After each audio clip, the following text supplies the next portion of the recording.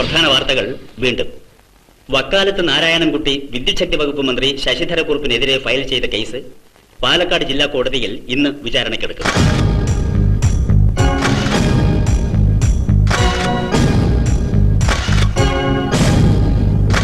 വക്കാലത്ത് നാരായണൻകുട്ടി പ്രതിക്കെതിരായ തെളിവുകളുമായി കോടതിയിൽ ഹാജരാകുമെന്ന് ഞങ്ങളുടെ പാലക്കാട് ബ്യൂറോ റിപ്പോർട്ട് ചെയ്തു. സംസ്ഥാന മന്ത്രിസഭയുടെ നിലനിൽപ്പിനെ തന്നെ നിർണ്ണയിക്കാൻ പോകുന്ന ഈ നിയമയുദ്ധത്തിന്റെ ഫലം ഭരണകക്ഷിയും പ്രതിപക്ഷവും ഒരുപോലെ ഉത്കണ്ഠയോടെ ഉറ്റുനോക്കുന്ന ഒന്നാണ്. മാനം രക്ഷിക്കാനുള്ള വല്ല വകുപ്പും കണ്ടുപിടിക്കണോ വക്കീലേ? ഒരു പോയിന്റ് ഉണ്ട്. കോടതി അന്യായത്തിനെ സംബന്ധിച്ച് നിയമപരമായ വിവരങ്ങൾ ശേഖരിച്ചത് 1 വർഷത്തിന് ശേഷമായതുകൊണ്ട് വകുപ്പ് 9 പ്രകാരം അത് നിൽക്കില്ല. കമൽനടിച്ചു വീഴും, കേസ് ചളമാവും. വകുപ്പ് 10 ക്രിമിനൽ നടപടി നിയമം 202 പ്രാധാന്യമുണ്ട്. ആരാടോ ഈ നിയമങ്ങളൊക്കെ ഉണ്ടാക്കണത്?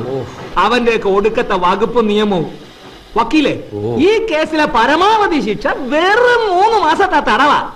എനക്കതറിയാം. നമ്മൾ എത്ര പ്രാവശ്യം ജയിലിൽ കടന്നതാ. അറിയാം. അനക്കറിയാം, ഓരറിയത്തില്ല. അതുകൊണ്ട് നമ്മൾ മന്ത്രിയായി.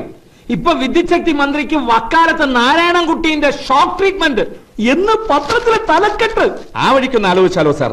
സാറിന് മെന്റൽ ആണെന്ന് പറഞ്ഞൊരു ഷോക്ക് ട്രീറ്റ്മെന്റിന്റെ സർട്ടിഫിക്കറ്റ് സംഘടിപ്പിച്ചാലോ? എടോ, ഒരു സർട്ടിഫിക്കറ്റ് തിരുത്തിയതിന്റെ ഊരാക്കൂട് കഴിക്കാൻ ശ്രമിക്കുമ്പോഴാണ് മറ്റൊരു സർട്ടിഫിക്കറ്റ്. വക്കീലെ, വെള്ളത്തിൽ കിടക്കണ തവളയ്ക്ക് കരിക്ക് വെട്ടി കൊടുക്കല്ലേ. വക്കീല് പല വകുപ്പും പറയും. വല്ലത് നടക്കണ പോലീസിന്റെ വകുപ്പ് നടക്കൂ. അവനൊന്ന് കോടതിയിൽ ഹാജരാവാൻ പാടില്ല, അല്ലേ സാർ? അങ്ങനെ വല്ലതും ചെയ്യും. മിന്നൽ ചന്ദ്ര. ഫോട്ടോ സെറ്റ് ഉള്ളോ? ഒറിജിനൽ ബുക്ക് എന്തി? ആ പൊല്യൂഷൻ കൺട്രോൾ സർട്ടിഫിക്കറ്റ് അങ്ങോട്ട് നീങ്ങിക്കാം.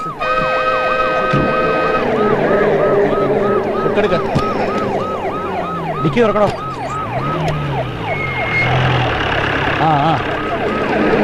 സാർ, അവൻ ഇന്ന് കോടതിയിൽ കൃത്യസമയത്ത് എത്തരുത്. ഓക്കെ?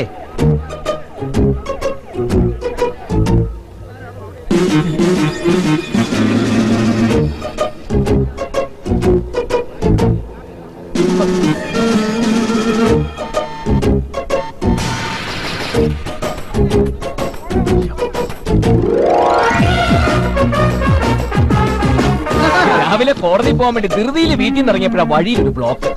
ഞാൻ വിചാരിച്ചു വലിയ ആക്സിഡന്റ് ആയിരിക്കും. അപ്പോഴാണ് ആരോ പറഞ്ഞത് പോലീസ് ചെക്കിംഗ് ആണെന്ന്. നോക്കിയപ്പോ സാറ്. പിന്നെ ഞാൻ വിചാരിച്ചു മാസം അവസാനം ആവുമ്പോഴാണല്ലോ സാറിനൊക്കെ പരിപാടി. ഡ്രൈവിംഗ് ലൈസൻസ്, വാഹന നികുതി അടച്ച രസീത്, ഇൻഷുറൻസ് പേപ്പർ, എവരിതിങ് ഓക്കെ. എത്രയും പെട്ടെന്ന് നോക്കി ഒഴിവാക്കി തന്ന വലിയ ഉപകാരം. 11 മണിക്ക് കോടതിയിൽ എത്താനുള്ള. ലൈസൻസ് എടുക്കടാ. ഓ, ലൈസൻസ് എടുക്കടാ. അതല്ലേ ഇപ്പൊ തന്നത്? എപ്പോ തന്നു? എന്തോ? ഓ, അങ്ങനെ. ഓ, പിങ്ങനെയാ. സാറേ, ഇത് വക്കാലത്ത് നാരായണൻകുട്ടിയാ. അയാളോട് നിയമം പറഞ്ഞാലേ സാറിന് ഉത്തരം മുട്ടിപ്പോവും. ഇവൻ നിയമം പറഞ്ഞോണ്ടിരുന്നോട്ടാ. അതിന് ആക്ഷൻ എടുക്കാനുള്ള അധികാരം ഇരിക്കുക. ഇവനെ ജീപ്പിലേക്ക് എടുക്കറ, ഇവന്റെ സ്കൂട്ടർ സ്റ്റേഷനിലേക്ക് എടുക്കറ.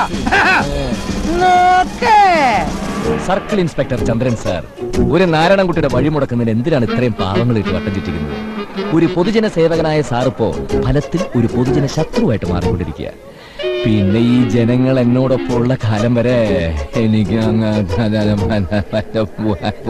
വക്കാലത്തിന് വെറുതെ വിട്. വക്കാലത്ത് നാരായണൻകുട്ടിനെ വെറുതെ വിട്ടില്ല. എന്ത് ചെയ്യുന്ന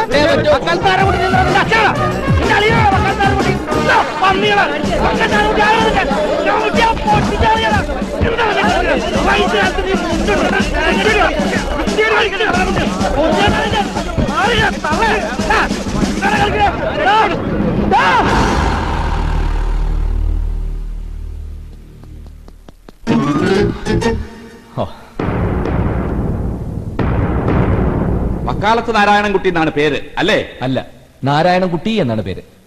വിദ്യുച്ഛക്തി വകുപ്പ് മന്ത്രി ശശിധരക്കുറുപ്പ് മകൾ കാർത്തികയെ പ്രായപൂർത്തിയാകുന്നതിന് മുമ്പ് വിവാഹം കഴിച്ചു കൊടുത്തു എന്നാണല്ലോ നിങ്ങളുടെ ആരോപണം.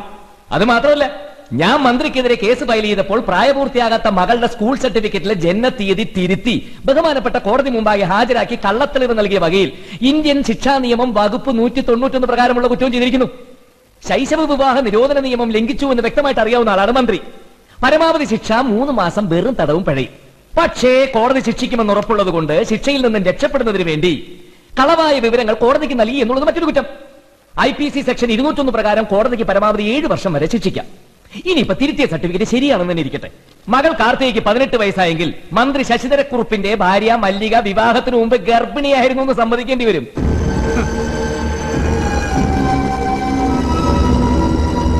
രേഖയനുസരിച്ച് മന്ത്രിക്ക് ഇപ്പൊ 53 വയസ്സ്, കല്യാണം നടന്നത് 36ാമത്തെ വയസ്സിൽ.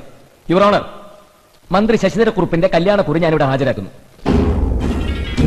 ഇനിയിപ്പോ ഇതെല്ലാം മന്ത്രി നിരാകരിച്ച് കാർത്തിക തന്റെ മകളെ അല്ല എന്ന് വരുത്തി തീർക്കുവോ എന്നുള്ളതാണ് എന്റെ പേടി. വക്കാലത്ത് നാരായണൻകുട്ടി വിദ്യുത് ശക്തി മന്ത്രി ശശിധരക്കുറുപ്പിനെതിരെ ഫയൽ ചെയ്ത പ്രമാദമായ കേസിൽ മന്ത്രി കുറ്റക്കാരനാണെന്ന് കോടതി വിധിച്ചു. വിധിയെ തുടർന്ന് മന്ത്രി തന്റെ സ്ഥാനം രാജിവെക്കാൻ നിർബന്ധിതനായി. നിയമം ഒരായുധമാക്കി മനുഷ്യാവകാശ ലംഘനത്തിനെതിരെ വളരെ പ്രാക്ടിക്കലായി കോടതി വഴി പടപൊരുതുന്ന അദ്ദേഹത്തെ നമുക്കിന്ന് കന്നഡയിലൂടെ പരിചയപ്പെടാം. പാലക്കാട് ജില്ലയിലെ വാണിയംകുളം ഗ്രാമം. ഇവിടെയാണ് നാരായണൻകുട്ടി ജനിച്ചു വളർന്നത്. നാരായണൻകുട്ടിയുടെ അച്ഛൻ പത്മനാഭൻ. തുടങ്ങാം. അച്ഛന് ചാന്തി വക്കീലിന്റെ ഗുമസ്തന. നാരായണൻകുട്ടിയെ വക്കീൽ പരീക്ഷയ്ക്ക് അയക്കണമെന്നുണ്ടായിരുന്നു. അത് പിന്നെ സർക്കാർ ജോലി കിട്ടിയപ്പം അയച്ചില്ലെന്നേ ഉള്ളൂ. ചുറ്റുപാടൊക്കെ അങ്ങനെ ആന്നേ. ഡിഗ്രി എടുത്തില്ലെന്നേ ഉള്ളൂ. നാട്ടുകാർക്ക് അവനൊരു വക്കീൽ തന്നെയാ. അതല്ലേ വക്കാലത്തെന്ന് വിളിക്കുന്നത്. അത് കേൾക്കുമ്പം ഒരു സന്തോഷവുമാ രസവുമാ. മതിയല്ലോ. അമ്മ കാർത്യായനി, അനുജത്തി നിവേദിത. നാട്ടുകാരുടെ എല്ലാ പ്രശ്നങ്ങൾക്കും അവൻ ഏത് കോടതിയിലും പോകും.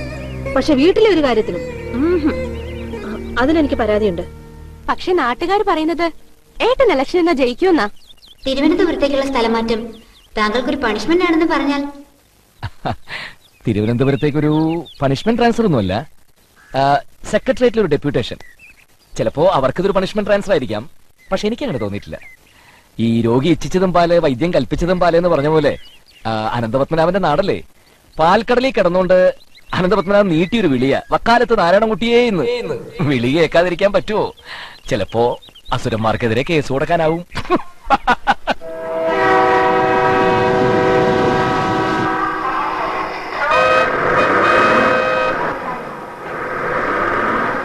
ഞാൻ അഡ്വക്കേറ്റ് മാത്യു. ഇങ്ങോട്ട് പെട്ടെന്ന് എത്താൻ ഒരു ഫോൺ കോൾ കിട്ടിയിട്ട് വന്നതാ. എസ് ഐ അദ്ദേഹം ഇപ്പൊ വരും. സാർ അകത്തോട്ടിരിക്കണം. എസ് ഐയോ? വേണ്ട, ഞാനിവിടെ നിന്നോളാം. അകത്തോട്ടിരിക്കണം സാർ. എന്നെ എന്തിനാ വിളിപ്പിച്ചത്? എനിക്ക് പെട്ടെന്ന് പോണം. വരണം സാർ.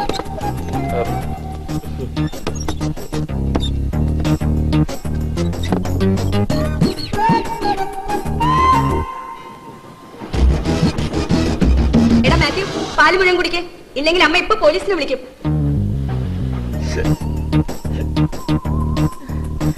വായിന്ന് വെല്ലെടുക്കണ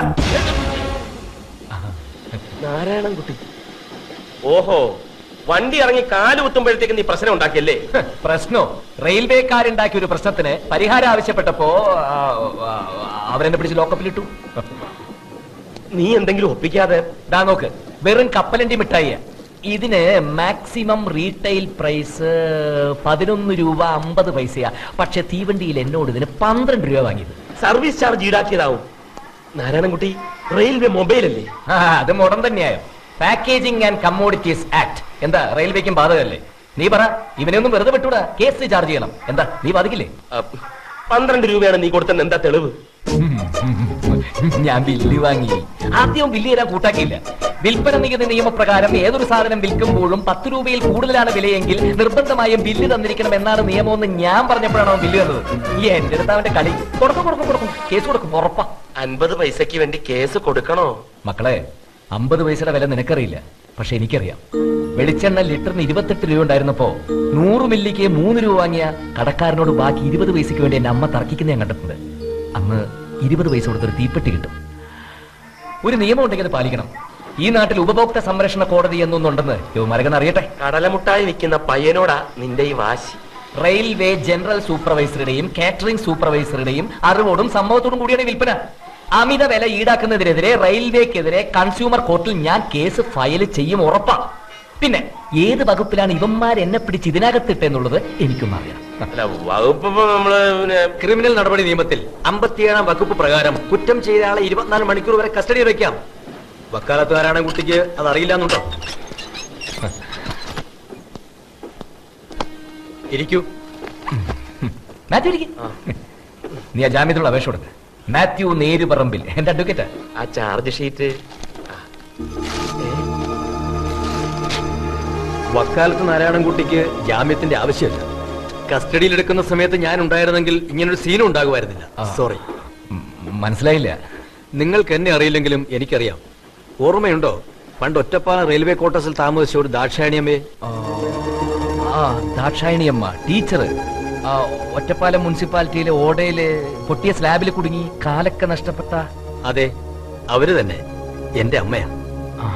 നാരായണൻകുട്ടി കേസ് കൊടുത്തുകൊണ്ട് മാത്രമാണ് നഷ്ടപരിഹാരം കിട്ടിയത്. അത് മറക്കാൻ മാത്രം ഞാനൊരു പോലീസുകാരനായിട്ടില്ല. നാരായണൻകുട്ടിയുടെ സ്കൂട്ടർ ബ്രേക്ക് മാലിൽ നിന്ന് ഇറക്കി പ്ലാറ്റ്ഫോമിൽ വെച്ചിട്ടുണ്ട്. ഇതാക്കി. Thank you sir. വാ.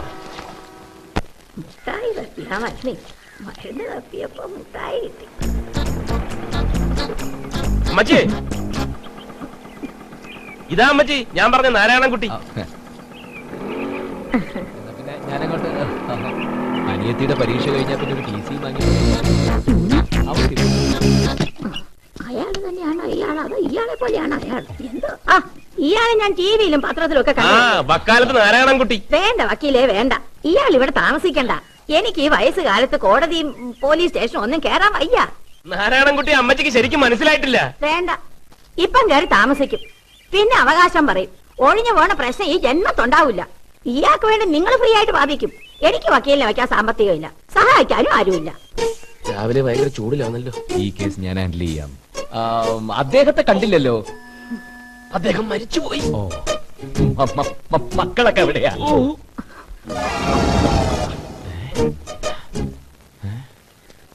നല്ല ഹാൻഡിലിംഗ്. Thank you. കുഴപ്പമായോ? നീ ചളമാക്കിയില്ലേ? നീ എന്തിനാ മക്കളെ കുറിച്ച് ചോദിച്ചത്? എന്തേ മക്കളില്ലേ? ഉണ്ട്, 5 എണ്ണം. പക്ഷെ ഒരെണ്ണം തിരിഞ്ഞു നോക്കത്തില്ല. അതെന്താ അങ്ങനെ? നന്ദി കേട്. ആരാന്റെ അമ്മയ്ക്ക് ഭ്രാന്ത് പിടിച്ചാ കാണാൻ രസമാ. എന്നാ സ്വന്തം അമ്മയ്ക്ക് ഭ്രാന്ത് പിടിക്കണമെന്ന് വഴിപാട് തരുന്ന മക്കളായാല് വളർത്തി വലുതാക്കിയതിന്റെ കൂലി നന്ദിയില്ലാത്തവര്. വക്കാലത്ത് നാരായണൻ പറ, വക്കീല് പറ. നന്ദികേടിനെ പോലെ ഹീനമായ കുറ്റത്തിന് ശിക്ഷിക്കാൻ വകുപ്പുണ്ടോ? ഉണ്ടോ? നിയമത്തിൽ അങ്ങനെ ഒരു വകുപ്പ് ഇല്ല. പക്ഷേ മാപ്പ് കൊടുക്കാം ഒരമ്മയ്ക്ക്. ഞാൻ എന്റെ മക്കൾക്ക് മാപ്പ് കൊടുത്തു. നന്നായി വരട്ടെ. അമ്മേ,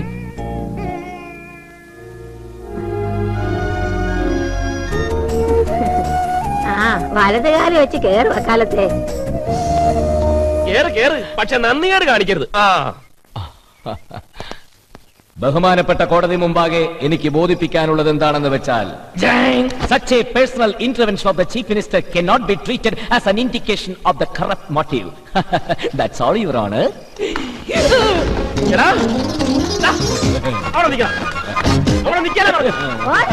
Hey, stop it, I said.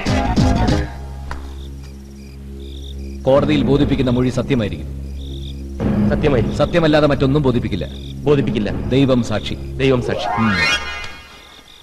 എന്താണ് ജോലി? ഒരു വക്കീലാണേ.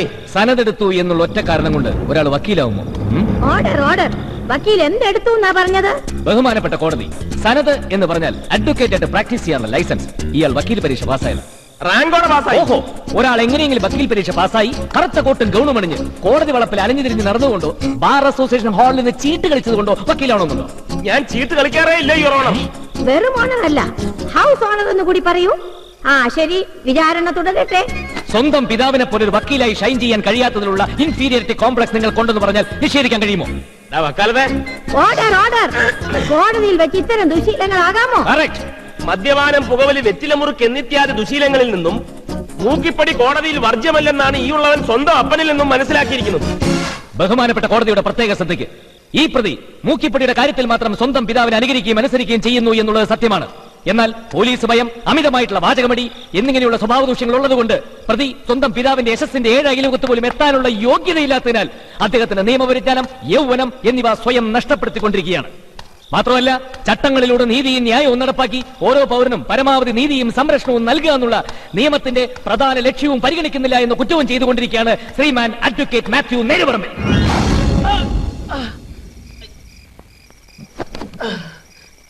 പൊള്ളിയോ? പൊള്ളുന്ന പരമാർത്ഥങ്ങളല്ലേ നീ പറഞ്ഞത്? നാളെ തന്നെ നമുക്ക് ആ ഈശ്വര സുബ്രഹ്മണ്യം ഒന്ന് കാണണം. എത്ര അഡ്വക്കേറ്റ്സിനെയാ അയ്യര് രക്ഷപ്പെടുത്തിയിട്ടുള്ളത്. Good night. For the reasons stated in para 8 of the judgment, found inter alia that there was total negligence on the part of the police department. ബാക്കി നവാബ് രാജ്യത്തിന്റെ റിട്ട് പെറ്റീഷന്റെ same matter. Change the names. Quick സീക്രം. Okay sir. Nancy തടിക്കുന്നു. Control yourself. There is a treatment for it. Shall I tell you? പ്രകൃതി ചികിത്സ. ആരെ വക്കാലത്ത് നാരായണൻകുട്ടിയോ? ഇരിക്കൂ. Good morning sir. ബൈ ഇതാരാണ്? മനസ്സിലായില്ലല്ലോ. ഞങ്ങളുടെ സ്കൂൾമേറ്റ്സ് അഡ്വക്കേറ്റ് മാത്യു. മാത്യു ഏത് കോടതിയിലാണ്? സെഷൻസ്. നാരായണൻകുട്ടി ട്രാൻസ്ഫർ ആയി വന്നത് അറിഞ്ഞു. നന്നായി. എപ്പോ വന്നു? ഇന്നലെ വന്നു. നാളെ ജോയിൻ ചെയ്യണം. പിന്നെ ഞാൻ വന്നത് മിസ്റ്റർ മാത്യുവിനെ സാറിനെ ഏൽപ്പിക്കാനാ. മനസ്സിലായി. അണ്ടർസ്റ്റുഡ്. എന്തിലാണ് ടേസ്റ്റ്? പോലീസ് ഇടപെടാത്ത ഏത് കേസും കൈകാര്യം ചെയ്യാം.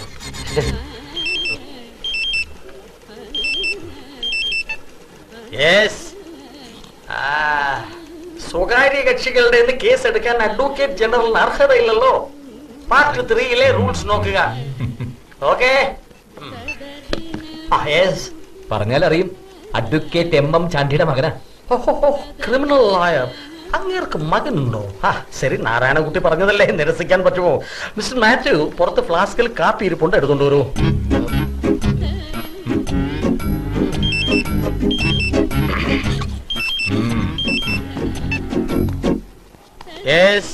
അത് വന്ന് ഇൻകം ടാക്സ് ട്രിബ്യൂണലിന്റെ ഒരു വിധി നമുക്ക് ഫേവറബിൾ ആണ്. അയ്യനെന്താ ഇങ്ങനെ? യൂണിയനുള്ള ട്രെയിനിങ് ആണോ ഞാൻ തരുന്നത്? ഞാനൊരു അഡ്വക്കേറ്റ് അല്ലേ നാരായണകുട്ടി? നീ അഡ്വക്കേറ്റ് ആയതുകൊണ്ട് തന്നെ അയ്യരുടെ കോംപ്ലക്സ്. എടാ, ഇന്ത്യൻ കോൺസ്റ്റിറ്റ്യൂഷൻ മുതൽ അഡ്വക്കേറ്റ്സ് ആക്ട് വരെ അരച്ച് കലക്കി കുടിച്ച ആളാണെങ്കിലും ഭൂമസ്ഥനല്ലേ. ബേസിക്കലി ഡിഗ്രിക്കാരോട് ഡിഗ്രി ഇല്ലാത്തവർക്ക് ഒരുതരം ഇൻഫീരിയോറിറ്റി കോംപ്ലക്സ് ഉണ്ടാവില്ലേ? അത് തന്നെ. അതിന് ഞാൻ നിന്ന് കൊടുക്കണമല്ലേ? വേണം. അഡ്ജസ്റ്റ് ചെയ്തേ പറ്റൂ. നിനക്ക് വെട്ടിപ്പിടിക്കാനുള്ളത് വലിയ വലിയ സാമ്രാജ്യങ്ങളാ. നഷ്ടപ്പെടാനോ കുറച്ച് ഫോൾസ് പ്രസ്റ്റീജ്. പിന്നെ ഗുമസ്തൻ. ഞാനൊരു ഗുമസ്തന്റെ മോൻ തന്നെയല്ലടാ. Come on.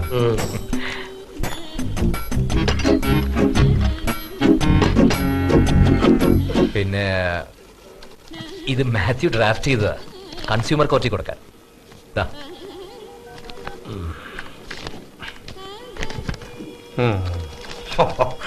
റെയിൽവേയുടെ സർവീസ് ചാർജ്. വണ്ടി നിറങ്ങിയപ്പോ തന്നെ ഒരെണ്ണം ഒപ്പിച്ചെടുത്തു. വെറുതെ അല്ല, തന്നെ വക്കാലത്ത് നാരായണൻകുട്ടി എന്ന് വിളിക്കുന്നത്. Mister Mathew, pour it in 3 cups. 3 കപ്പിലായിട്ട് കുടിക്കണം. Don't pour it like that. Look here. Pour it.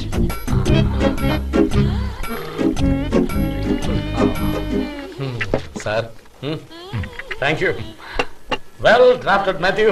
Notwithstanding anything stated above, in the facts and circumstances of the case, provided that hence for the ground stated in the petition, എന്നൊക്കെ ഇടയ്ക്ക് തിരിയാൽ English ആണെന്ന് കരുതുന്ന വക്കീലന്മാരും ഉണ്ട്. പക്ഷെ മാത്യുവിന്റെ drafting അങ്ങനല്ല. Thank you sir. ഞാനും നാരായണൻകുട്ടിയും വിചാരിച്ചാൽ മാത്യുവിനെ supreme കോടതിയിൽ എത്തിക്കാം. Thank you sir.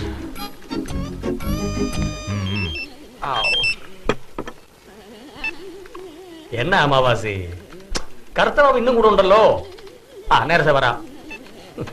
അവളുതാൻ അമാവാസി, എന്നോട് വൈഫ്.